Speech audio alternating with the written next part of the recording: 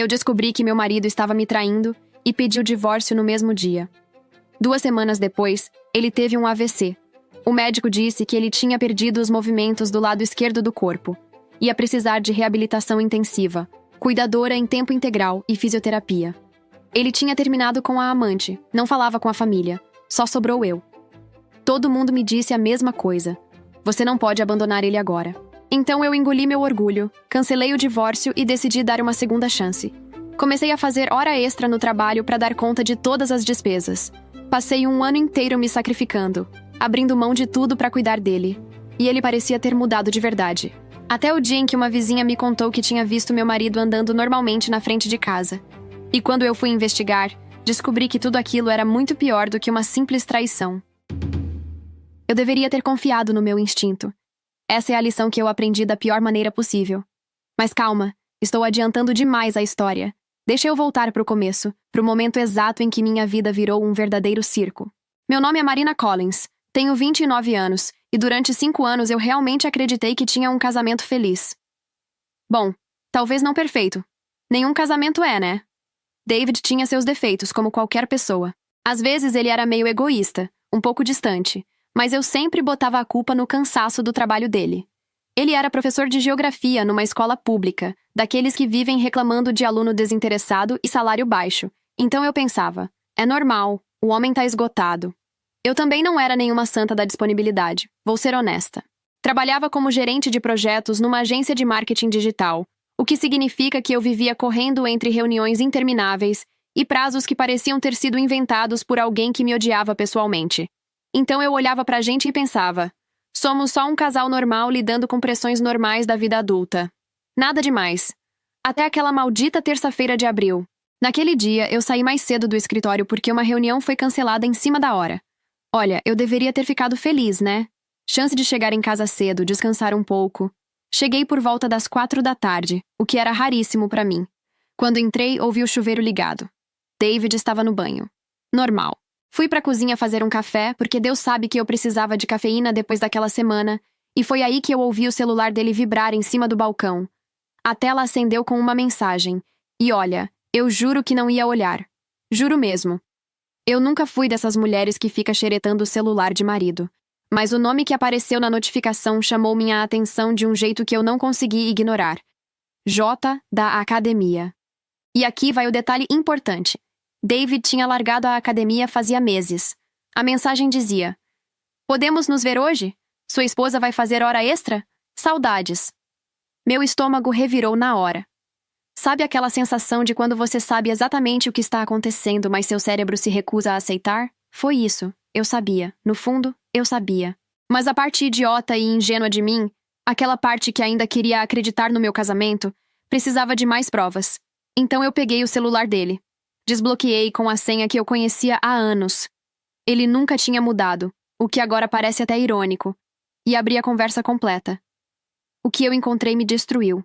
Dezenas de mensagens, fotos íntimas que eu preferia nunca ter visto, planos detalhados de encontros. E as frases. As frases eram o pior de tudo. Mal posso esperar para te ver de novo. Ela não suspeita de nada. Pode ficar tranquila. Só mais alguns meses e a gente pode ficar junto de verdade. Alguns meses.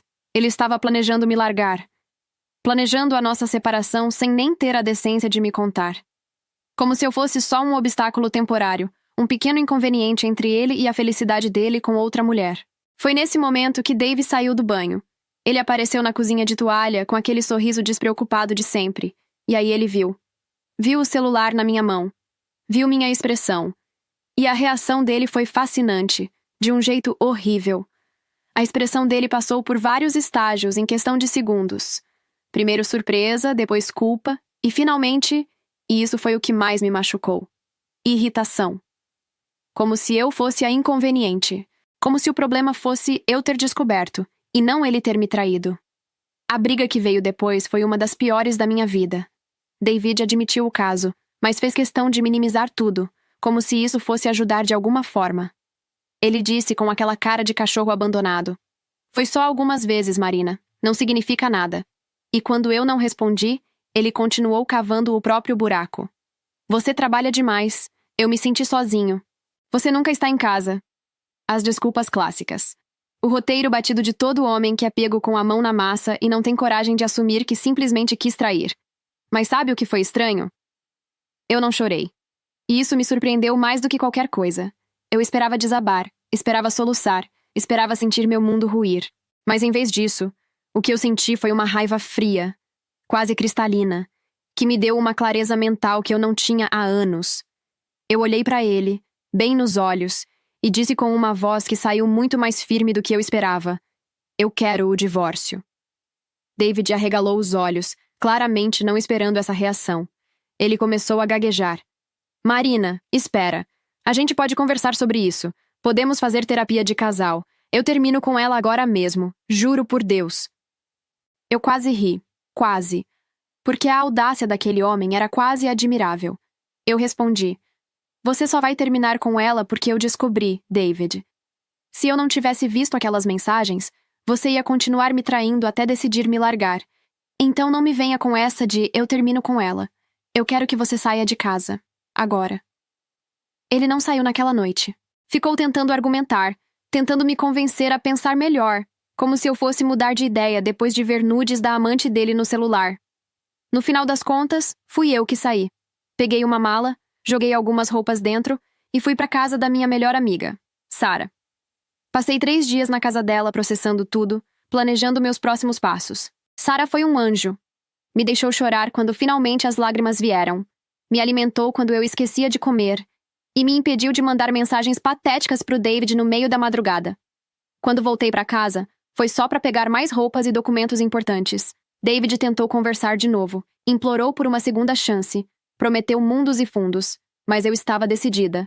Pela primeira vez em muito tempo, eu estava colocando a mim mesma em primeiro lugar. Na semana seguinte, marquei consulta com um advogado, Dr. Marcus Hoffman. Um cara pragmático e direto que me explicou todo o processo, o que eu precisaria reunir, quanto tempo levaria. Demos entrada nos papéis do divórcio naquele mesmo dia. E quando saí do escritório dele, eu me senti estranhamente leve. Como se estivesse finalmente fazendo a coisa certa depois de adiar por tempo demais. 2 semanas se passaram. Eu estava começando a me acostumar com a ideia de recomeçar, de ter uma vida só minha. Era uma sexta-feira à noite. Eu tinha ficado até tarde no escritório finalizando uma apresentação importante, quando meu celular tocou. Número desconhecido. Eu atendi sem pensar muito, e a voz do outro lado disse: Marina Collins? Aqui é do Hospital Memorial. Seu marido, David Collins, deu entrada aqui há cerca de 1 hora. A senhora pode vir imediatamente? Meu coração disparou. Eu perguntei, já sentindo o pânico subir: o que aconteceu com ele? A pessoa do hospital respondeu com aquela voz profissional e distante que eles usam para dar notícias ruins. Ele sofreu um acidente vascular cerebral, um AVC. A senhora ainda está listada como contato de emergência dele. Claro que eu ainda era o contato de emergência. A gente não tinha tido tempo de mudar essas coisas burocráticas. O divórcio ainda estava em processo. Dirigi até o hospital praticamente no piloto automático, minha mente correndo em 1000 direções. Um AVC. David tinha 31 anos. Como alguém tão jovem tem um AVC? Mas eu sabia que acontecia. Estresse, genética, má sorte. A vida não pergunta se você está pronto. O hospital tinha aquele cheiro característico de desinfetante misturado com medo que eu sempre odiei. Encontrei o quarto dele no 2º andar. Quando entrei, David estava deitado na cama, olhos fechados. Ele parecia pálido, vulnerável, pequeno de um jeito que eu nunca tinha visto antes. Tão diferente do homem arrogante que tinha me traído, que tinha planejado me largar sem nem me avisar. Um médico se aproximou de mim. Era um homem de cabelo grisalho, com uma expressão cansada, mas gentil. Ele se apresentou. Senhora Collins, sou o Dr. Richard Harrison. Na verdade, sou amigo do David desde o colégio. Fui eu quem o atendeu quando ele chegou aqui. Eu perguntei, tentando manter a voz firme: como ele está, doutor? Dr. Richard suspirou antes de responder, o que nunca é um bom sinal. Foi um AVC isquêmico no hemisfério direito do cérebro. Ele perdeu a sensibilidade e o movimento do lado esquerdo do corpo. A boa notícia é que ele sobreviveu e está estável agora. A má notícia é que vai precisar de uma reabilitação extensa. Fisioterapia intensiva, provavelmente uma cuidadora em tempo integral, pelo menos no início. Medicação contínua. Vai ser uma jornada longa e difícil. Eu fiquei olhando para David dormindo naquela cama de hospital e senti uma mistura confusa de emoções. Parte de mim, A parte cruel, que ainda estava furiosa com a traição, pensou: bem feito, isso é karma. Mas a parte maior, a parte que ainda lembrava dos bons momentos que tivemos antes de tudo desmoronar, sentiu pena, genuína pena. Eu precisava ser honesta com o médico, então falei: doutor, eu preciso contar uma coisa. David e eu estamos em processo de divórcio. Eu dei entrada nos papéis há 2 semanas. Ele estava me traindo. Dr. Richard pareceu genuinamente surpreso com a informação, mas se recompôs rapidamente. Ele disse: entendo. Bem, isso é uma questão pessoal entre vocês, e eu não vou me meter. Mas em termos médicos, ele vai precisar de muito apoio nos próximos meses. Ele não tem mais ninguém? Outros familiares? Eu balancei a cabeça. Ele sempre disse que era afastado da família, que eles eram pessoas tóxicas, que tinham brigado feio há anos. Eu nunca conheci nenhum parente dele. O médico ficou em silêncio por um momento, claramente processando a situação complicada. Então ele perguntou: então não tem ninguém que possa cuidar dele? Eu respondi, mais rispidamente do que pretendia: que a amante dele cuide. Depois me arrependi do tom e acrescentei: desculpa, doutor, mas isso realmente não é mais minha responsabilidade. Mesmo assim, eu passei a noite no hospital. Não porque quis, mas porque me senti estranhamente obrigada. Sentei numa daquelas cadeiras desconfortáveis no canto do quarto, olhando David dormir, pensando em como a vida pode virar completamente do avesso em questão de segundos. Ele acordou na manhã seguinte. A primeira coisa que fez foi tentar mover o braço esquerdo, e quando não conseguiu, o pânico tomou conta do rosto dele. Era uma expressão genuína de terror que eu nunca tinha visto nele antes. Ele me viu sentada na cadeira e perguntou com a voz arrastada e difícil: Marina, você está aqui? Eu respondi simplesmente: estou aqui. Ele perguntou confuso: o que aconteceu comigo? Por que eu não consigo me mexer? Eu expliquei da forma mais gentil que consegui. Você teve um AVC, David. O Dr. Richard disse que você vai precisar de muita fisioterapia e reabilitação. Vai levar tempo, mas você pode melhorar. Lágrimas começaram a escorrer pelo rosto dele enquanto ele tentava, sem sucesso, mover o braço e a perna esquerdos. Ele disse com a voz quebrada: eu não consigo sentir nada, Marina. Meu braço, minha perna, é como se não existissem mais. Eu tentei ser reconfortante. O médico disse que pode voltar, com tempo e tratamento. Foi aí que David me olhou com uma expressão tão desesperada, tão vulnerável, que me desarmou completamente. Ele disse: Marina, eu sei que estraguei tudo entre a gente. Sei que você provavelmente me odeia, e você tem todo o direito. Mas, por favor, eu estou te implorando, não me abandona agora. Eu não tenho mais ninguém no mundo. Você é a única pessoa que me restou. Por favor. E ali estava. A chantagem emocional perfeita, no timing perfeito. Como eu poderia abandonar um homem paralisado numa cama de hospital, mesmo que ele tivesse destruído nosso casamento? Como eu seria vista pela minha família, pelos meus amigos, pelo mundo? A esposa cruel que largou o marido doente para morrer sozinho? Eu tentei manter minha posição. David, eu não sei se consigo fazer isso. A gente estava se divorciando. Você me traiu. Você planejou me largar. Ele começou a soluçar enquanto falava. Eu terminei com ela, Marina. Juro por tudo que é mais sagrado. Terminei no mesmo dia que você descobriu.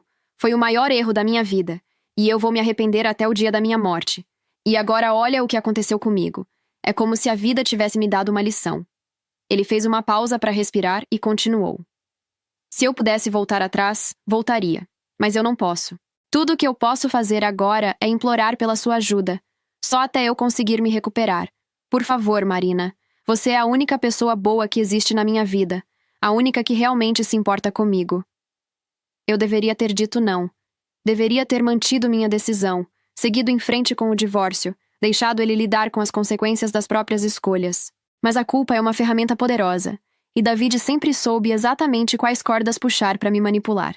Tudo que eu consegui dizer foi: eu vou pensar. Voltei para casa completamente atordoada. Liguei para Sarah, para minha mãe, para minha irmã. Contei a situação, pedi conselhos. As reações variaram em intensidade, mas o tema central era sempre o mesmo. Você não pode abandonar ele agora, Marina. Seria cruel demais. Ele está paralisado. Pelo amor de Deus. Você fez votos de casamento. Na saúde e na doença, lembra? Na saúde e na doença. Eu tinha feito esses votos, sim. E ele tinha quebrado todos eles quando resolveu me trair. Mas aparentemente ninguém queria ouvir essa parte da história. Todo mundo queria que eu fosse a mártir, a esposa dedicada que perdoava as traições e cuidava do marido doente com um sorriso no rosto. 3 dias depois, eu fui conversar com meu advogado de novo. Expliquei toda a situação, o AVC, a paralisia, os pedidos desesperados de David. O advogado foi honesto comigo. Marina, você não tem nenhuma obrigação legal de cuidar dele. Você pode continuar com o processo de divórcio normalmente. Eu suspirei e disse, eu sei que posso. Mas todo mundo está me dizendo que seria a coisa errada a fazer. Ele me olhou com uma expressão séria e disse algo que eu deveria ter ouvido com mais atenção. Marina, você precisa fazer o que é certo para você, não para os outros. A opinião das pessoas não vai pagar suas contas nem cuidar da sua saúde mental. Mas eu não consegui seguir o conselho dele. A pressão era grande demais. A culpa era grande demais. Então eu fiz o que todo mundo esperava de mim. Cancelei o processo de divórcio. Liguei para o David no hospital e disse que eu ia ajudá-lo durante a recuperação. A gratidão na voz dele quando ouviu a notícia deveria ter me feito sentir bem, deveria ter me dado alguma satisfação. Em vez disso, tudo o que eu senti foi um cansaço profundo, como se eu tivesse acabado de assinar um contrato que ia sugar toda a minha energia pelos próximos meses. E eu nem fazia ideia de como eu estava certa sobre isso. A primeira semana depois que David voltou para casa foi um verdadeiro teste de resistência. O tipo de teste que eu não sabia que ia precisar passar e que ninguém me preparou para enfrentar. Minha rotina mudou completamente. Eu acordava às 5:30 da manhã, meia hora mais cedo do que costumava, só para ter tempo de ajudar David antes da cuidadora chegar. E quando eu digo ajudar, eu quero dizer ajudar em absolutamente tudo. Ele precisava de auxílio para virar na cama, para sentar, para ir ao banheiro, para tomar banho. Coisas básicas que a gente faz no automático, sem nem pensar, e que ele simplesmente não conseguia fazer sozinho. Contratei uma cuidadora indicada pelo Dr. Richard. O nome dela era Jennifer, tinha uns 35 anos, era educada e parecia muito profissional. Ela chegava às 7:30 da manhã e ficava até às 7 da noite. O salário dela era alto. O auxílio-doença que o David recebia mal cobria metade, mas eu não tinha alternativa. Eu precisava continuar trabalhando, e ele não podia ficar sozinho em casa. Tenho que admitir que Jennifer era boa no que fazia.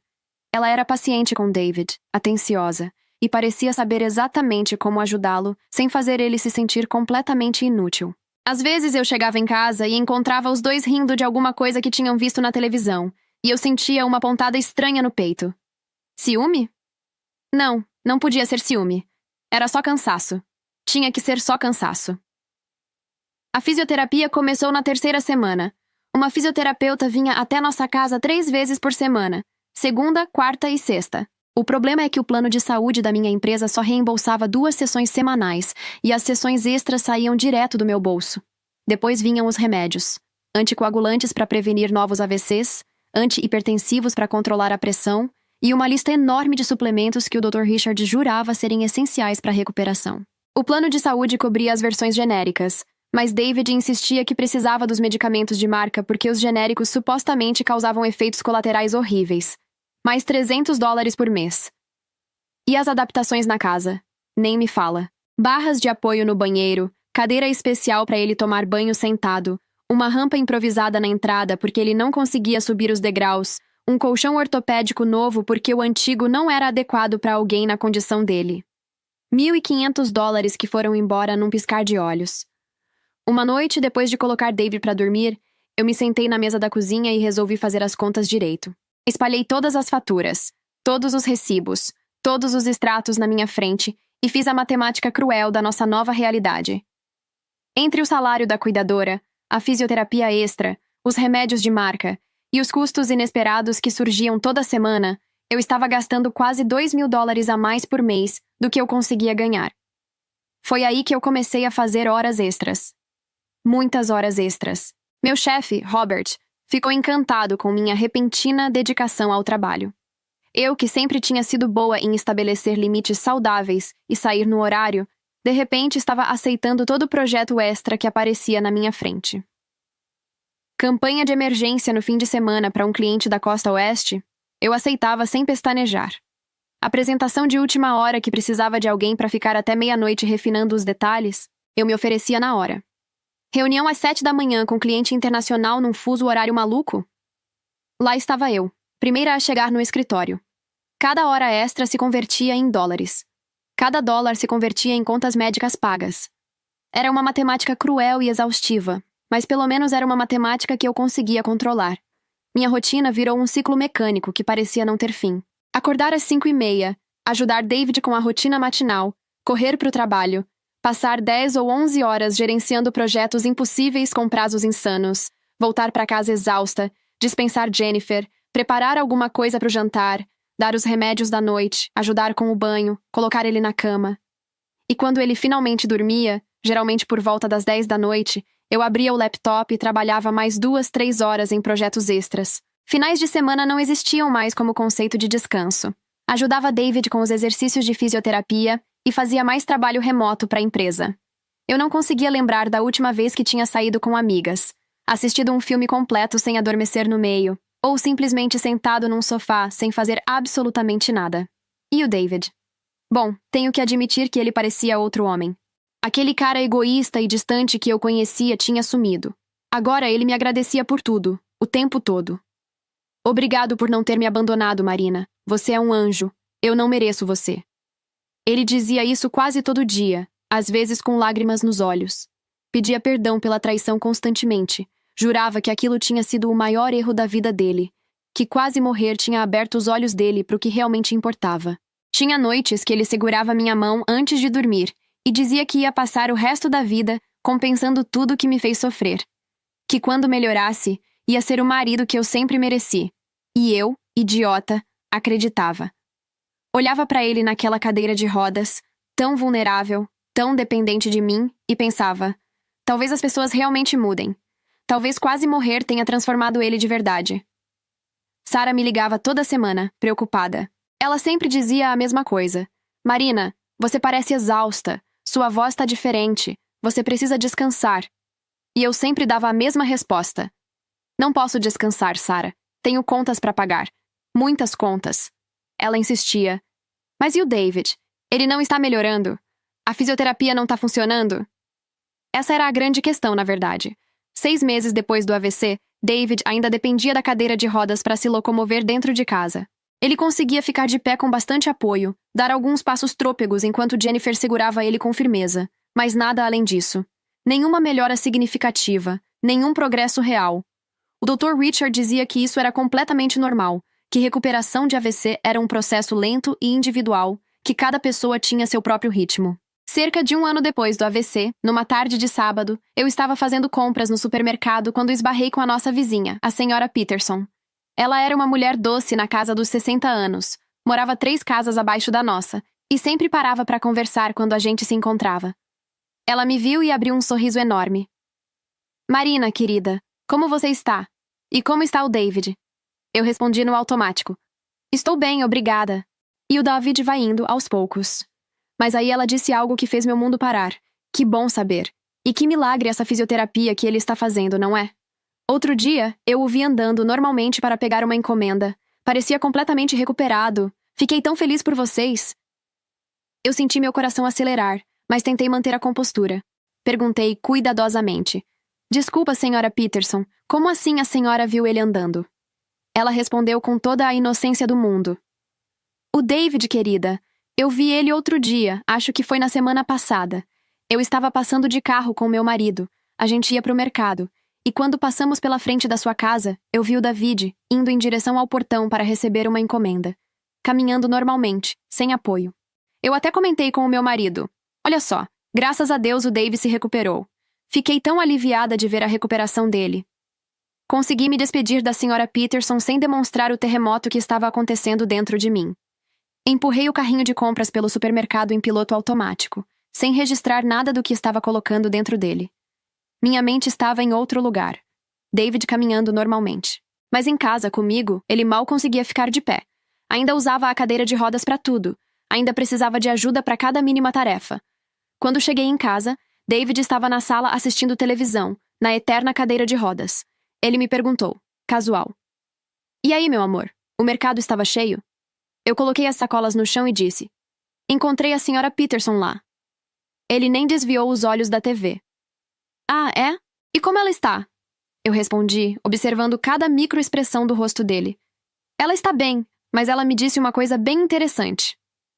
Isso fez ele finalmente olhar para mim. O quê? Eu continuei. Ela disse que te viu andando normalmente na semana passada. Sem apoio nenhum, sem cadeira. A expressão no rosto de David não mudou. Ele era bom em controlar isso. Mas eu vi alguma coisa passar rapidamente por trás dos olhos dele. Uma sombra. Um lampejo de algo que ele estava tentando esconder. Ele disse, balançando a cabeça e rindo. Quem me dera conseguir andar. Ha ha ha! A senhora Peterson está ficando velha, querida. Deve ter me confundido com o vizinho do lado. Eu não insisti. Até concordei. Deve ter sido isso. A senhora Peterson já tá com uma idade, né? Às vezes confunde as coisas.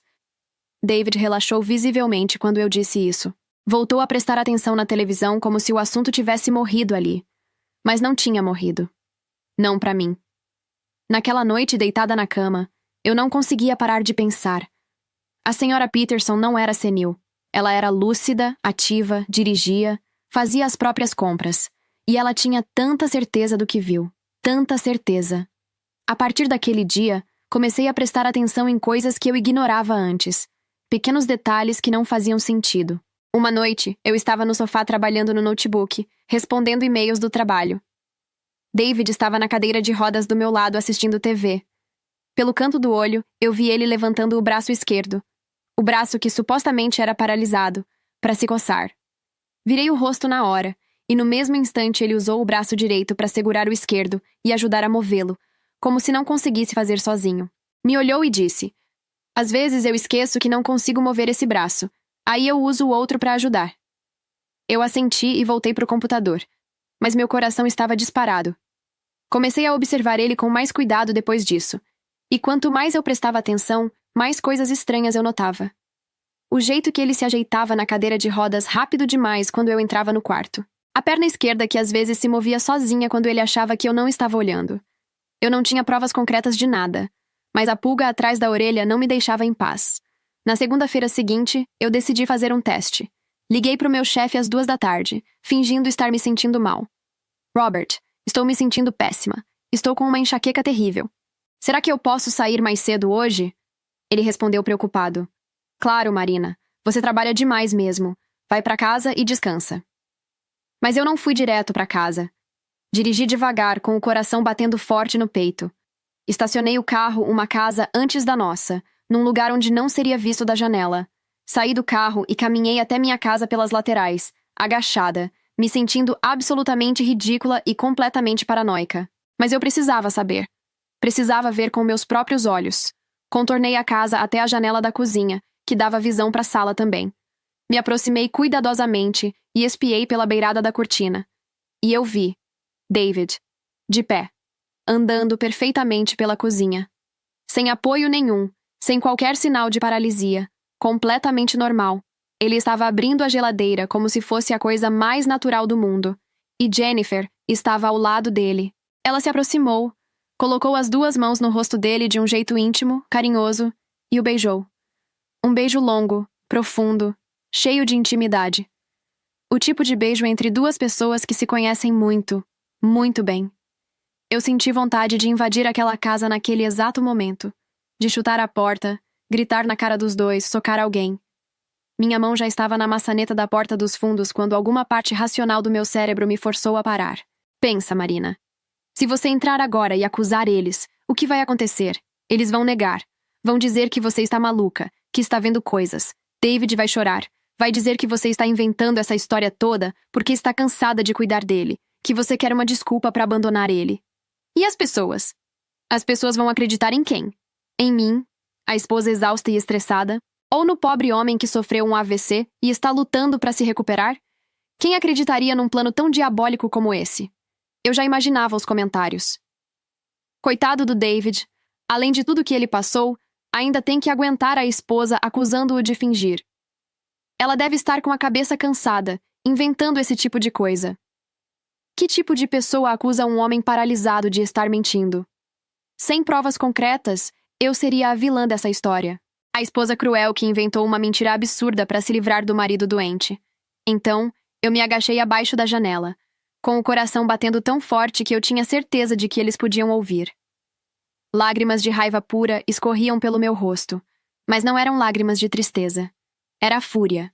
Fúria cristalina. Aquele desgraçado tinha fingido estar paralisado. Por um ano inteiro. Ele tinha me feito trabalhar até a exaustão total, gastar todas as minhas economias, sacrificar completamente minha vida social e minha saúde mental. Tudo para cuidar dele. Tudo enquanto ele, nas minhas costas, estava perfeitamente saudável e tendo um caso com a cuidadora que eu estava pagando. Saí de fininho pelos fundos e voltei pro carro. Sentei-me no banco do motorista tremendo dos pés à cabeça, tentando respirar, tentando pensar com clareza. Peguei meu celular e liguei pro advogado que tinha cuidado do meu processo de divórcio. Quando ele atendeu, eu disse com a voz mais controlada que consegui. Dr. Marcos, sou eu, Marina Collins. Eu preciso da sua ajuda urgente. Marcos Hoffman me recebeu no escritório dele naquela mesma tarde. Eu contei tudo com detalhes. O que a senhora Peterson tinha visto, minha ida em casa mais cedo, David andando perfeitamente, o beijo com Jennifer. Ele me ouviu em silêncio absoluto, fazendo anotações ocasionais num bloco de notas. Contei também como funcionava o dinheiro lá em casa.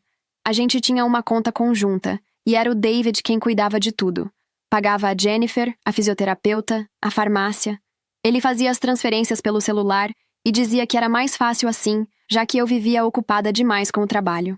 Então a gente fez um acordo. Eu depositava meu salário, ele depositava o auxílio-doença dele e ele ficava responsável por organizar os gastos médicos. Eu nem olhava extrato. Eu confiava nele. Marcos anotou tudo isso com atenção especial. Quando eu terminei, ele disse: Você fez certo em não confrontar eles naquele momento, Marina. Se tivesse entrado na casa, eles teriam negado tudo e você não teria provas de nada. O que a gente precisa agora são evidências sólidas e irrefutáveis. Fraude de previdência é crime grave. Se conseguirmos provar que o David está fingindo a paralisia, junto com quaisquer irregularidades financeiras que encontrarmos, podemos construir um caso criminal contra ele. Não apenas civil. Eu perguntei: Você realmente consegue provar isso? Marcos assentiu. Eu conheço um investigador particular excelente. Ex-policial, discreto, muito eficiente. Ele vai precisar de acesso aos extratos bancários da conta conjunta de vocês, autorizações formais para fotografar e filmar, esse tipo de coisa. E você... Ele fez uma pausa e me olhou seriamente. Você vai precisar continuar fingindo que não sabe de nada. Vai ter que voltar para casa e agir normalmente. Essa foi a parte mais difícil de aceitar. A ideia de continuar naquela farsa, cuidando de David, fingindo acreditar nas mentiras dele, enquanto eu sabia toda a verdade, me dava náusea só de pensar. Eu perguntei: Por quanto tempo eu vou ter que fingir? Marcos respondeu: 2, talvez 3 semanas. A gente precisa documentar padrões de comportamento, rastrear movimentações financeiras suspeitas, reunir evidências concretas do relacionamento extraconjugal. Quanto mais provas a gente tiver, mais forte vai ser o caso.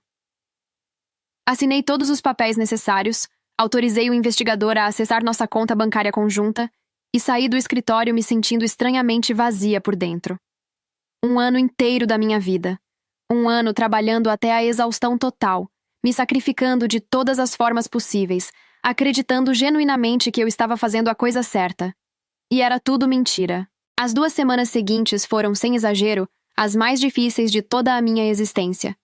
Eu ia para o trabalho normalmente, voltava para casa no horário de sempre, cuidava de David com um sorriso forçado no rosto.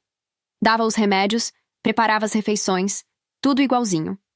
À noite, deitada na cama ao lado do homem que estava me enganando de todas as formas possíveis, eu ficava acordada pensando em todas as maneiras que eu gostaria de confrontá-lo, de gritar na cara dele, de expor tudo. Mas eu me continha. Eu precisava esperar. Durante esse período, comecei a prestar mais atenção nas finanças da casa. Naquela noite, depois que David dormiu, eu peguei meu celular e abri o aplicativo do banco. Pela primeira vez em mais de um ano, eu fui olhar direito os extratos da conta conjunta. E foi aí que as coisas começaram a não fazer sentido. David fazia várias transferências toda semana. Na descrição de cada uma, ele escrevia coisas como cuidadora, fisioterapia, remédios. À primeira vista, tudo parecia normal. Gastos médicos, como a gente tinha combinado. Mas aí eu comecei a clicar nas transferências para ver os detalhes. E vi os nomes das pessoas que estavam recebendo o dinheiro. O pagamento para Jennifer Torres, ok. Era a cuidadora mesmo, fazia sentido. Havia também transferência semanal de $600 com a descrição fisioterapia, indo para uma tal de Amanda Torres. Torres. O mesmo sobrenome da Jennifer. Eu sabia que a fisioterapeuta se chamava Amanda. David tinha me falado o nome dela. Mas eu nunca soube o sobrenome. E eu nunca tinha encontrado essa mulher pessoalmente, porque ela sempre vinha segunda, quarta e sexta às 2 da tarde, horário em que eu estava no trabalho. Tudo que eu sabia sobre ela era o que David me contava. Seria coincidência? Amanda Torres e Jennifer Torres? Podia ser um sobrenome comum. Podia não significar nada, mas também podia significar tudo. Continuei descendo o extrato. Não via nenhum depósito de restituição da fisioterapia. Tinha mais coisas estranhas. Transferências com a descrição remédios, indo para contas de pessoas físicas que eu nunca tinha ouvido falar, não para farmácias. Valores que não batiam com nada. Tirei prints de tudo e mandei pro Marcos naquela mesma noite. Ele me respondeu no dia seguinte com uma mensagem que confirmou minhas suspeitas. Investigador já está em cima. Você tinha razão em desconfiar. Amanda Torres é irmã da Jennifer Torres. Não é coincidência. Vamos continuar investigando para entender o que exatamente está acontecendo. Eu esperei. Cada dia era uma tortura psicológica. Fingir que estava tudo normal, cuidar do David como se eu não soubesse de nada, sorrir para Jennifer quando ela chegava de manhã. Mas eu esperei pacientemente, porque eu sabia que a verdade completa estava chegando. 10 dias depois, Marcos me ligou. Marina, preciso que você venha ao meu escritório hoje. Se possível, agora. Temos informações importantes. Inventei uma desculpa no trabalho e fui. Quando cheguei, Marcos estava acompanhado do investigador, um homem na casa dos 50 anos chamado Tom. Ele tinha aquela cara de quem já viu absolutamente de tudo na vida e não se surpreende mais com nada. Marcos me ofereceu um copo de água e disse: Marina, senta. O Tom tem muita coisa para te contar. Algumas coisas você já desconfia, mas outras vão te chocar. Tom abriu a pasta e começou a espalhar fotos na mesa. David andando pela casa, recebendo encomendas no portão, se exercitando no quintal, beijando Jennifer na cozinha. Eu olhei para tudo aquilo sem surpresa. Já tinha visto com meus próprios olhos. Tom percebeu minha reação e disse: Eu sei que isso você já sabia, mas deixa eu te contar o que você não sabia. Ele puxou uma cadeira e se sentou na minha frente. Durante a investigação, eu fui cavando fundo na vida da Jennifer Torres e descobri que ela não apareceu na vida de vocês por acaso. Lembra da amante que você descobriu antes do seu marido ter o suposto AVC? A tal Jota da academia? Meu coração apertou. Lembro. É ela. Jennifer Torres é a Jota. O caso entre eles já dura mais de 1 ano e meio. Nunca terminou. Quando você descobriu a traição e pediu o divórcio, eles precisavam de um jeito de te manter por perto. E foi aí que veio o AVC. Eu engoli seco. O AVC foi planejado? Foi. E eu tenho provas. Tom puxou outro documento da pasta. Esse é o laudo médico original que o Dr. Richard Harrison assinou. Eu mostrei esse laudo para 2 neurologistas independentes. Os 2 disseram a mesma coisa. As descrições não batem. Os exames não fazem sentido.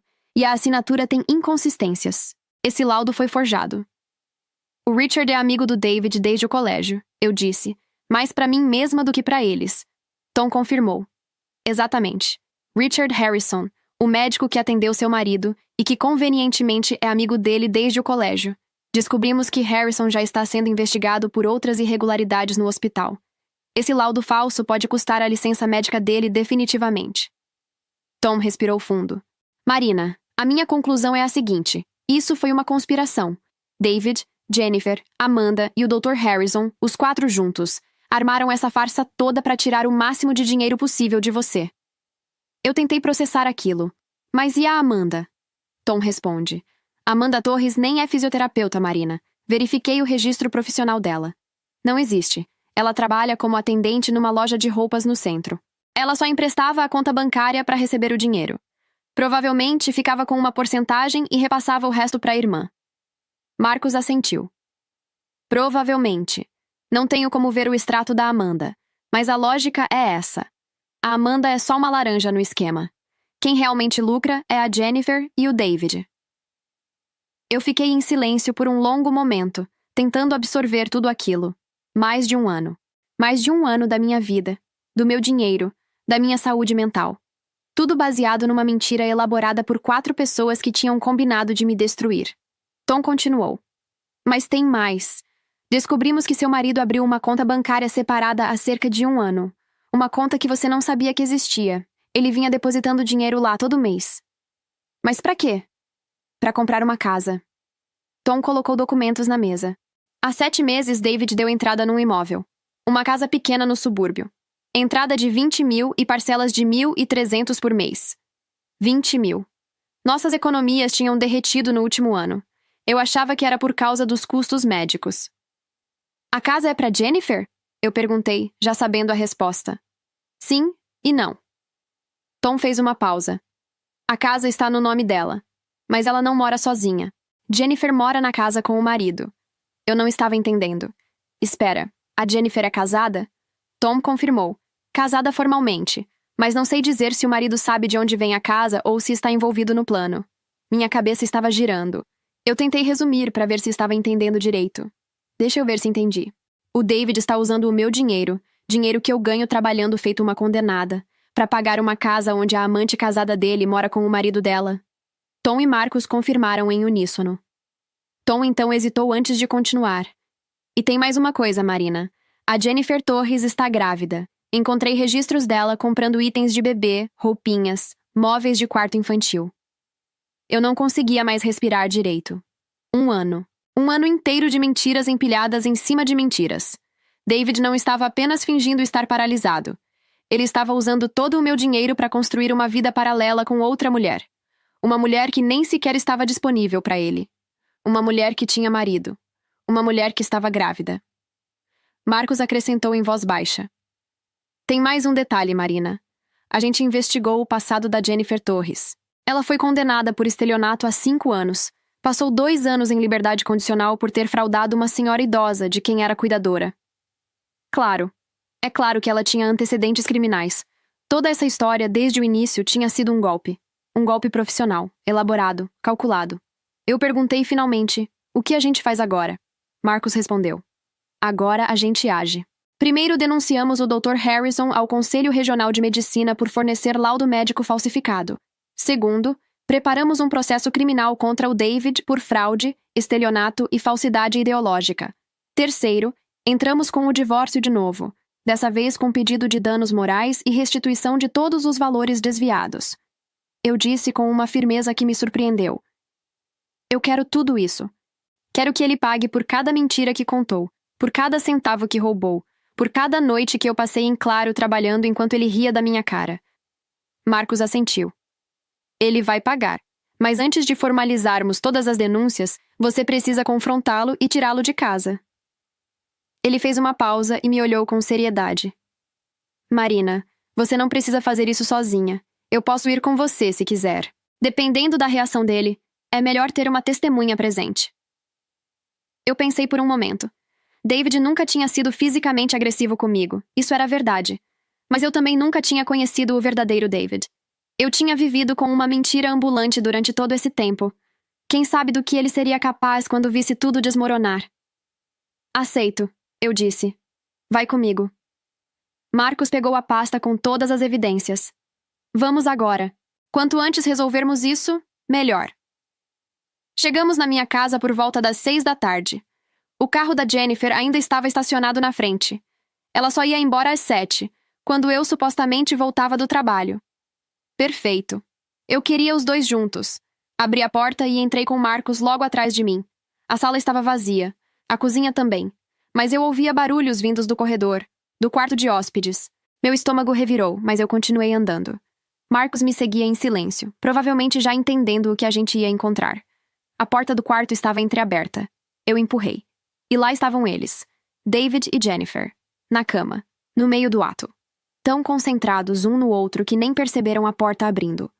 Foi Jennifer quem me viu primeiro. Ela soltou um grito e empurrou David de cima dela, puxando o lençol para se cobrir. David se virou, e quando me viu parada na porta, com um homem de terno atrás de mim, a cor sumiu do rosto dele. Marina! Ele se levantou da cama tropeçando, completamente nu, tentando achar as roupas no chão. Eu posso explicar, não é o que você tá pensando. Eu olhei pra ele com uma calma que me surpreendeu. Não é o que eu tô pensando. Você tá pelado, ela tá pelada. O que exatamente não é o que eu tô pensando? Marina, por favor, deixa eu... Vocês dois. Eu interrompi. Vistam a roupa e vão pra sala. A gente precisa conversar. Jennifer me olhava como se eu tivesse 2 cabeças. David também. Os dois claramente esperavam gritos, choro, um escândalo completo. Esperavam que eu perdesse o controle. mas eu não ia dar esse gostinho pra eles. Agora, eu disse. Não tenho a noite toda. Saí do quarto e fui pra sala com Marcos. Ele me olhou e disse baixinho. Você tá bem? Tô ótima, respondi. E pela primeira vez em muito tempo, era quase verdade. 2 minutos depois, David e Jennifer apareceram na sala. Ele estava com uma camiseta e calça de moletom. Ela com o uniforme de cuidadora todo amassado. Os dois pareciam crianças que tinham sido pegas roubando biscoito. David olhou pro Marcos com desconfiança. Quem é esse cara? Esse, eu disse apontando pro Marcos. É meu advogado, Marcus Hoffman. Ele vai cuidar do nosso divórcio. David empalideceu. Divórcio? Marina, calma, vamos conversar. Conversar?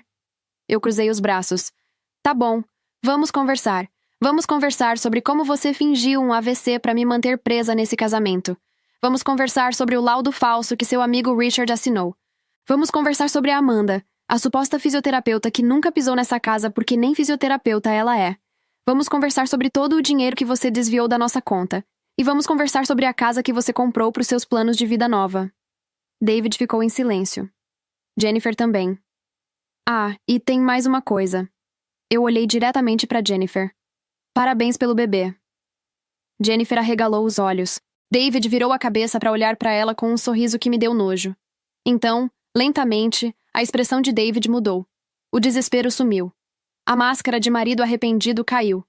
E o que apareceu no lugar foi algo que eu nunca tinha visto antes. Alívio. Ele riu. Uma risada baixa, quase debochada. Quer saber, Marina? Ainda bem que você descobriu. Eu estava cansado de fingir. Ele se levantou do sofá e ficou de pé na minha frente, sem nenhum vestígio de paralisia. Fingir que te amava. Fingir que me importava com esse casamento. Fingir que você era alguma coisa além de um caixa eletrônico para mim. As palavras deveriam ter doído, mas eu já estava anestesiada. Eu nunca te amei, Marina. Nunca. Desde o começo, você foi só um meio para um fim. Você tinha um bom emprego, um bom salário, e era carente o suficiente para engolir qualquer migalha de atenção que eu jogasse para você. Jennifer se encolheu no sofá, mas David continuou. E eu nunca fui fiel a você. Nem por um dia sequer. A Jennifer não foi a primeira, e não ia ser a última. A diferença é que com ela... Ele olhou para Jennifer com uma expressão que me embrulhou o estômago. Com ela é diferente. Eu a amo de verdade. Sempre amei. Ele estendeu a mão para Jennifer, que segurou com os olhos cheios de lágrimas. Então, na verdade, Marina, você tá me fazendo um favor.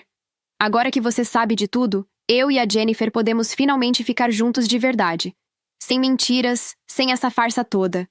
Vou morar com ela na casa que eu comprei. A gente vai criar nosso filho juntos. E você... Ele me olhou com desprezo. Você vai ficar sozinha, que é o que você sempre mereceu. Eu deixei ele terminar o discursinho. Deixei ele saborear o momento. Então eu sorri. David, posso te fazer uma pergunta? Ele franziu a testa, claramente não esperando essa reação. O quê? Você sabe que a Jennifer é casada? David revirou os olhos. Claro que eu sei. A gente não esconde nada um do outro. Diferente de você, Marina, Jennifer e eu temos uma relação de verdade, baseada em honestidade. Ele olhou para Jennifer com carinho, e ela forçou um sorriso nervoso. Ela ainda tá casada no papel, David continuou. Mas isso é só uma formalidade. O casamento já acabou faz tempo. Ela vai dar entrada no divórcio assim que a poeira baixar. Não é, amor? Jennifer assentiu, mas eu vi que ela evitou olhar diretamente para ele. É isso mesmo, ela disse, a voz fraca. Eu e o Michael não somos mais nada. Só falta assinar os papéis. Eu deixei eles terminarem o teatrinho. Então abri minha bolsa e tirei um envelope. Que engraçado vocês falarem isso, porque pelo que meu investigador descobriu, a Jennifer e o Michael não parecem um casal que vai se divorciar tão cedo. Tirei as fotos do envelope e joguei na mesa de centro, uma por uma. Jennifer e Michael jantando juntos na varanda da casa. Os dois rindo, taças de vinho na mão. Jennifer e Michael no sofá, ela deitada no colo dele, assistindo TV. Michael com a mão na barriga de grávida da Jennifer, os dois sorrindo. Os dois se beijando na porta de casa antes dele sair pro trabalho. Essas fotos foram tiradas na última semana, eu disse. Na casa que você comprou, David. Parece um casal bem feliz pra mim. David pegou as fotos com as mãos tremendo. Olhou uma por uma. A cada foto, o rosto dele ficava mais vermelho. Jennifer. A voz dele saiu baixa, controlada. O que é isso? David, eu posso explicar. Explicar o quê? Ele se levantou de um pulo, jogando as fotos no chão. Você disse que o casamento tinha acabado. Jennifer encolheu no sofá. E tinha, mas as coisas mudaram, David. Quando eu me mudei para casa, o Michael não tinha onde ficar. Ele não podia pagar o aluguel sozinho. Então deixei ele ficar na casa por um tempo. Então, ele ficou diferente. Mais presente, mais carinhoso. A casa fez bem pra gente. Bem pro nosso casamento. David soltou uma risada histérica. A casa fez bem? A casa que eu paguei. Você tá me dizendo que o dinheiro que eu roubei da Marina pra construir uma vida com você serviu pra salvar o casamento de vocês? Jennifer começou a chorar. Não é assim, David. Eu amo você. Eu juro que amo. Mas o Michael é meu marido há 8 anos. Eu não consigo simplesmente jogar tudo isso fora assim como você. Mas então você me enrolou esse tempo todo? Me fez de palhaço? David deu um passo na direção dela. O combinado era você pedir o divórcio e ir morar sozinha na casa. A gente ia ficar junto quando eu me livrasse da Marina. Era esse o plano. Eu sei, mas... Jennifer fungou. É complicado, David. Eu amo ele. A gente tá junto há tanto tempo. Você ama ele? David parecia que ia explodir. Então era tudo mentira? Todo aquele papo de que eu era o amor da sua vida? De que você só estava esperando o momento certo? Não era mentira. Eu amo você de verdade. Mas eu também amo o Michael. É possível amar 2 pessoas ao mesmo tempo. David ficou parado, processando. Então ele perguntou, a voz tremendo. E o bebê, Jennifer? O bebê é meu, não é? Pelo menos isso é verdade? Jennifer desviou o olhar. Jennifer, olha pra mim. Esse bebê é meu? Ela demorou pra responder. Quando falou, a voz saiu num sussurro. Eu não sei. David ficou paralisado. Como assim você não sabe? Jennifer finalmente olhou pra ele, os olhos vermelhos, mas com uma firmeza que não estava ali antes. Na verdade, eu sei sim. Ela respirou fundo.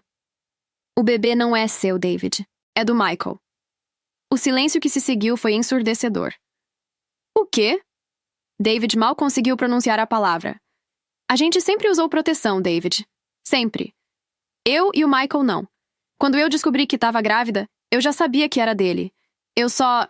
deixei você acreditar que podia ser seu porque... Porque o quê? A voz de David saiu estrangulada. Porque você continuava pagando as coisas.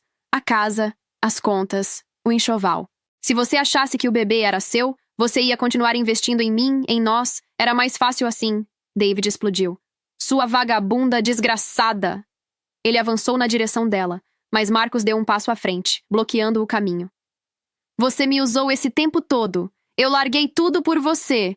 Eu roubei. Eu menti. Eu fingi estar paralisado por um ano inteiro. Jennifer se levantou do sofá, ajeitando a roupa com uma calma perturbadora. E eu agradeço tudo que você fez, David. De verdade. Mas agora acabou.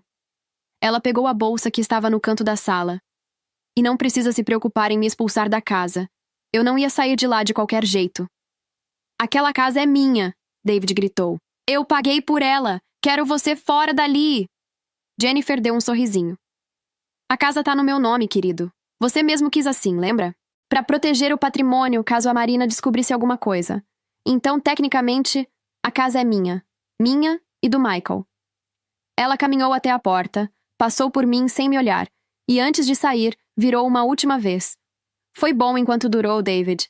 Cuida dessa raiva aí. Faz mal pro coração. E foi embora batendo a porta. O silêncio que ficou na sala era quase palpável. David estava de pé no meio da sala, respirando pesado, o rosto vermelho, as mãos tremendo. Parecia um homem que tinha acabado de assistir sua vida inteira desmoronar na frente dele. Eu não resisti. Nossa, David, eu disse, sem esconder o sarcasmo. Que plot twist, hein? Você passou 1 ano me manipulando, e esse tempo todo a Jennifer estava te manipulando também. Isso é o que chamam de justiça poética? Ele virou para me olhar. Por um segundo, vi ódio puro nos olhos dele. Mas então a expressão mudou, suavizou. E eu reconheci aquele olhar. Era o mesmo olhar que ele usava quando queria alguma coisa de mim. Marina. A voz dele saiu mais calma, quase suplicante. Você viu o que aconteceu. Você viu como aquela piranha desalmada me usou. Eu fui manipulado também. Eu sou vítima tanto quanto você. Eu cruzei os braços. Ah, é? É sério, Marina. Eu sei que errei. Errei muito, mas tudo o que eu fiz foi por causa dela. Ela me envolveu nessa loucura toda. Me convenceu a fingir o AVC, a desviar o dinheiro. Eu tava cego de paixão. Ela me manipulou. Coitadinho. Marina, por favor. Ele deu um passo na minha direção. A gente pode recomeçar. Agora que ela saiu das nossas vidas, a gente pode tentar de novo. Eu aprendi a lição. Eu juro que mudei. Eu olhei para ele por um longo momento. Esse homem que eu achava que conhecia, que eu achava que amava, que tinha destruído 1 ano da minha vida sem nenhum remorso. E agora estava ali, tentando me manipular de novo, achando que eu era burra o suficiente para cair na mesma conversa 2 vezes. David, eu disse com a voz mais calma do mundo. Sai da minha casa. Mas Marina, sai da minha casa.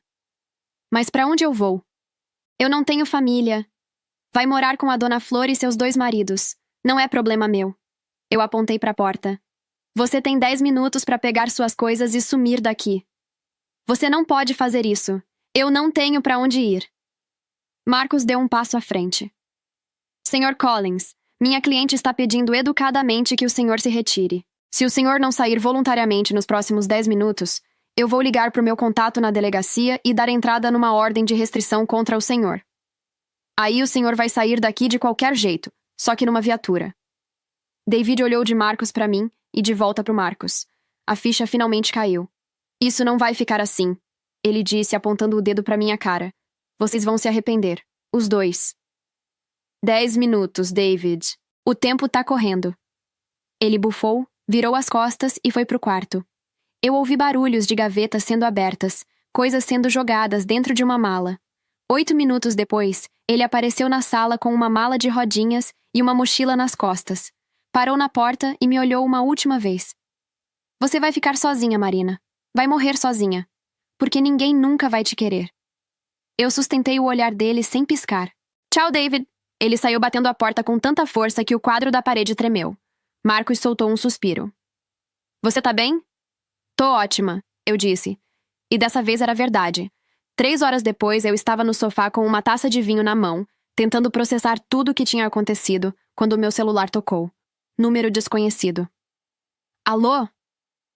Boa noite, aqui é da Delegacia Central. Estou falando com Marina Collins? Meu coração acelerou. Sou eu mesma. Senhora Collins, estamos ligando para informar que David Collins foi preso há cerca de 1 hora. Eu quase engasguei com o vinho. Preso? Por quê? Agressão e lesão corporal. Ele agrediu um homem gravemente. A vítima está no hospital com fraturas no nariz e nas costelas. O Sr. Collins foi detido em flagrante. A senhora foi listada como contato de emergência do detido. Ele está solicitando que a senhora pague a fiança para a liberação dele. Eu soltei uma risada que saiu mais alta do que eu pretendia. Pode dizer pro David que ele não é mais problema meu. Não vou pagar fiança nenhuma. Na verdade, pode anotar aí. Eu vou dar entrada amanhã em denúncias criminais contra ele por fraude, estelionato e falsidade ideológica. Então ele pode ir se acostumando com a cela. Houve uma pausa do outro lado da linha. Entendido, senhora. Boa noite. Boa noite.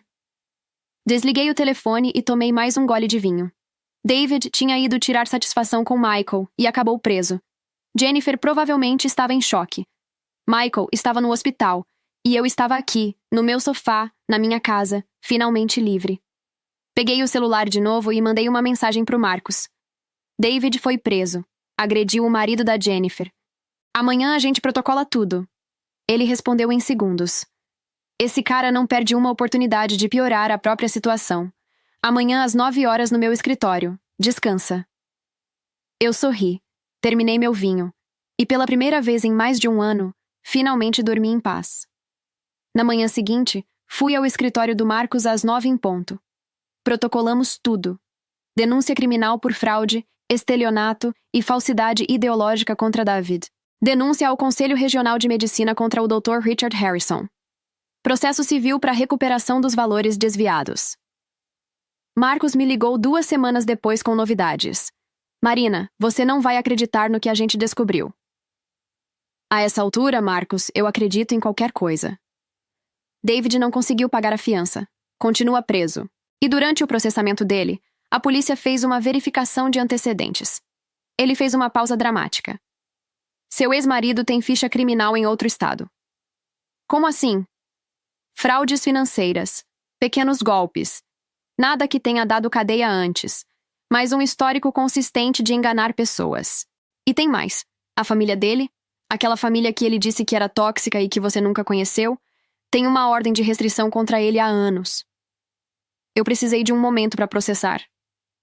Ordem de restrição? Contra o David? Sim. Ele aplicava golpes neles também. Era abusivo, manipulador. A história de família tóxica era real, Marina. Só que invertida. O tóxico sempre foi ele. Claro. Tudo que David tinha me contado era mentira. Cada palavra, cada história, cada lágrima. Tudo inventado. E o caso de agressão? Eu perguntei. O promotor está sendo agressivo. Com os antecedentes do David, mais a agressão, mais as nossas denúncias de fraude, ele está olhando para uma pena considerável. Estamos falando de no mínimo 15 anos de prisão, Marina. Não meses. Anos. Eu deveria ter sentido alguma satisfação com isso, mas só senti cansaço. E o Dr. Harrison? Conselho de Medicina abriu investigação. Com o laudo falso como evidência, é questão de tempo até ele perder a licença. A carreira médica dele vai acabar. As semanas seguintes foram um turbilhão de burocracia, depoimentos e audiências. Eu testemunhei, mostrei as evidências, respondi perguntas. Marcos estava sempre do meu lado, me guiando pelo processo. 3 meses depois da prisão de David, o julgamento aconteceu. Eu sentei na sala do tribunal e assisti tudo. David entrou algemado, usando aquele uniforme laranja de presidiário. Ele tinha emagrecido, o rosto estava abatido, os olhos fundos. Quando me viu na plateia, nossos olhares se cruzaram. Ele tentou esboçar aquele sorriso manipulador de sempre, mas não funcionou mais. Eu só desviei o olhar. O promotor construiu um caso sólido. Fraude. Estelionato. Falsidade ideológica. Agressão com lesão corporal. Os antecedentes criminais. O laudo médico falsificado. As evidências financeiras. Tudo documentado. Tudo comprovado. A defesa tentou alegar que David tinha sido manipulado pela Jennifer, que ele era vítima tanto quanto eu. Ninguém acreditou. Quando o juiz leu a sentença, eu prendi a respiração. 16 anos de prisão em regime fechado. Restituição de todo o valor desviado, calculado em $62 mil. Mais os processos civis pendentes. David abaixou a cabeça quando ouviu. Eu vi os ombros dele tremerem. Não sei se era choro ou raiva. Não me importava mais. Marcos se inclinou e sussurrou. Acabou, Marina. Você venceu. Eu assenti, mas não me senti vitoriosa. Só aliviada. As semanas foram se passando e eu fui acompanhando o que acontecia com os outros personagens dessa novela de terror que tinha sido a minha vida. Dr. Richard Harrison perdeu a licença médica definitivamente. Também foi condenado a 2 anos de prisão, mas a pena foi convertida em regime aberto com condicional por 5 anos. Último que soube, estava trabalhando numa farmácia, repondo prateleiras. De médico respeitado a estoquista. A vida cobra. E a Jennifer? Bom, a vida dela desmoronou no mesmo dia que a do David. Lembra que o David foi preso por agredir o Michael? Pois é. Até aquele momento, o Michael não sabia que a Jennifer tinha um amante. Ele achava que a casa nova era fruto de um financiamento que eles tinham conseguido. Achava que o casamento estava melhor do que nunca. Achava que o bebê na barriga da esposa era dele. Aí o David apareceu na porta da casa, possesso, gritando que tinha largado tudo pela Jennifer, que tinha roubado a própria esposa para dar uma vida boa para ela, e partiu para cima do Michael na frente dos vizinhos todos. Foi assim que o Michael descobriu tudo.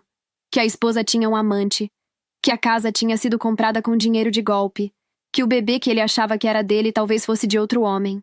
Ele saiu do hospital, fez as malas e foi embora.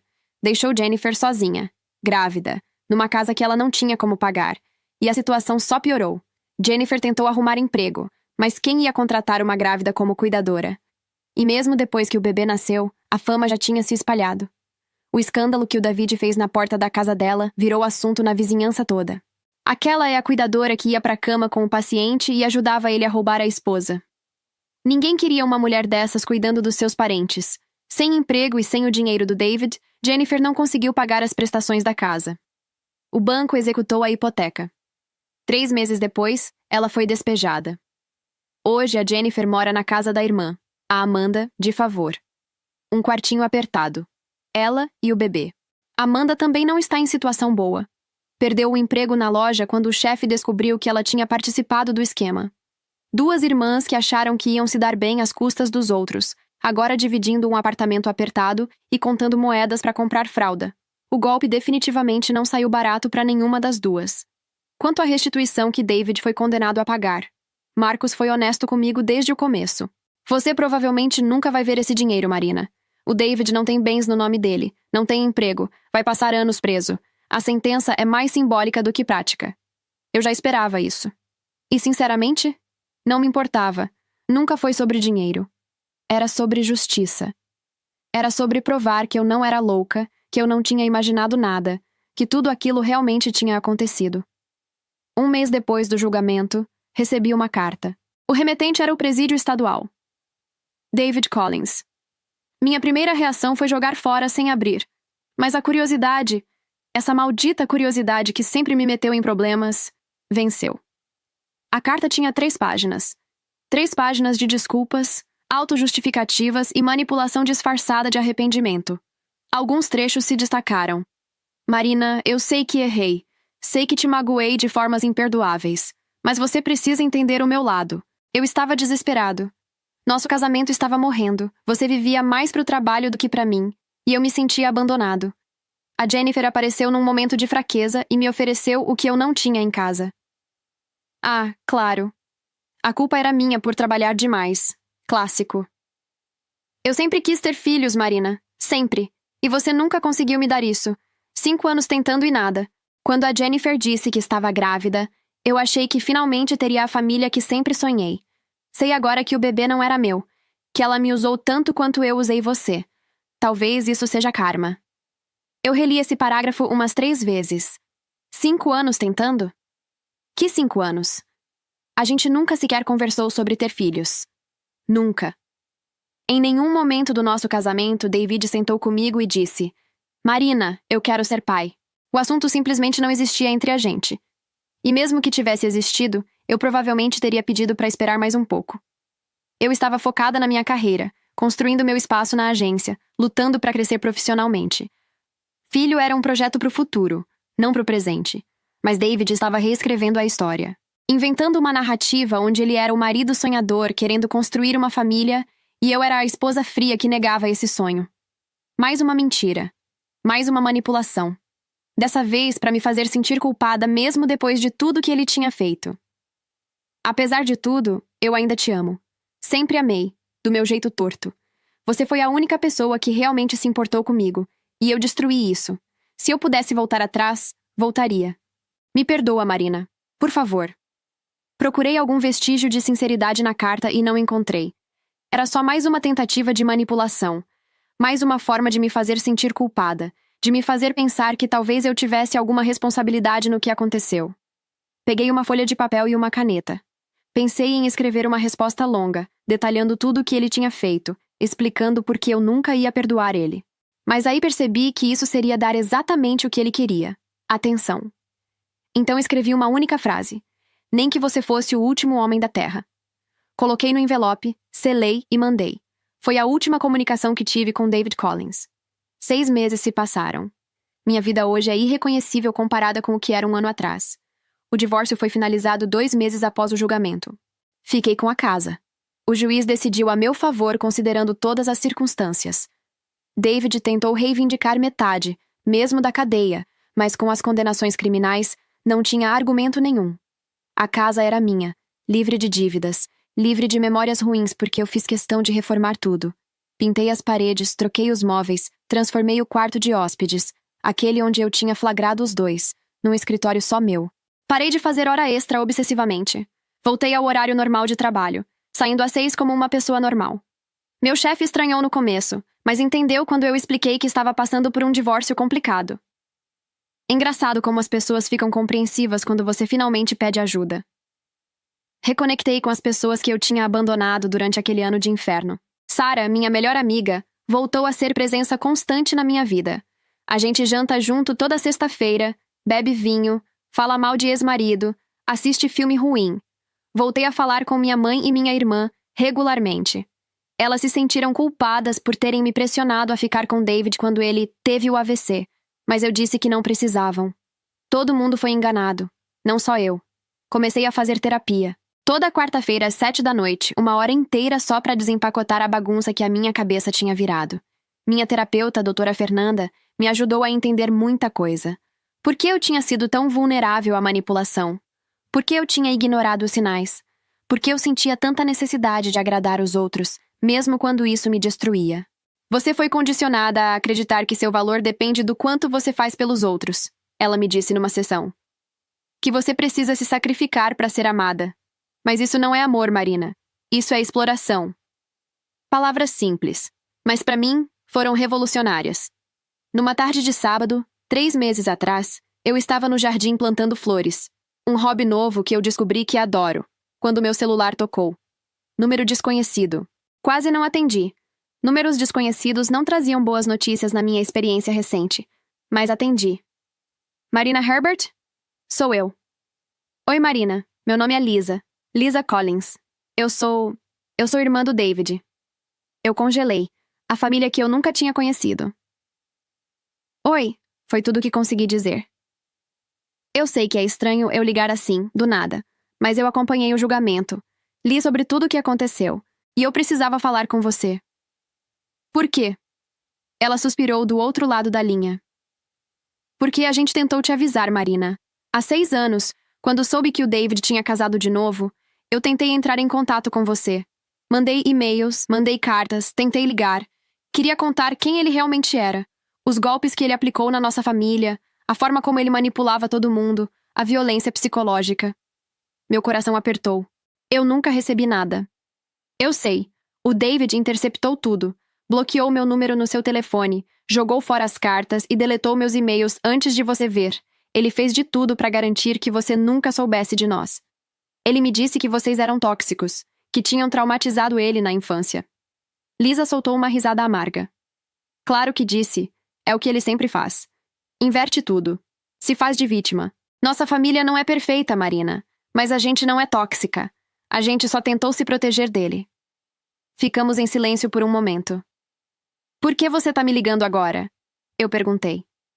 Porque eu queria que você soubesse que não foi culpa sua. Nada disso foi culpa sua. O David é assim desde que eu me lembro. Manipulador, mentiroso, cruel. Você não foi a primeira pessoa que ele destruiu, e provavelmente não vai ser a última. Mas você foi a primeira que conseguiu fazer ele pagar pelo que fez. Senti lágrimas escorrendo pelo meu rosto. Obrigada por me contar isso. Você foi corajosa, Marina. Muito mais corajosa do que você imagina. A maioria das pessoas não consegue sair de situações assim. Você não só saiu, como fez justiça. Conversamos por mais meia hora. Lisa me contou histórias da infância do David.